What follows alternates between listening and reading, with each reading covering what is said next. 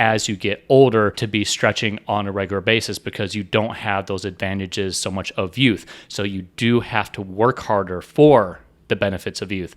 And it's amazing how youthful you can be or become, even in your 70s, 80s, and even 90s, the more that you work on your physical body. Diving a little bit deeper into this, some big specific things. So one of the big traits, especially as people get older, they tend to lean forward when they walk. Especially they might be bent over at their hip and then they're leaning forward. And often what accompanies that is back pain and stiffness and all sorts of problems. Usually this forward lean is caused by what we call hip flexor tightness. So it's tightness in the front of the legs that are pulling the person forward. And because they are pulled forward, then they bend at the hip. And so the hip flexor muscles are kind of the culprits here. Why does this tend to happen? Usually because as we get older, we tend to do more things that are related to sitting, such as reading, socializing, talking to people.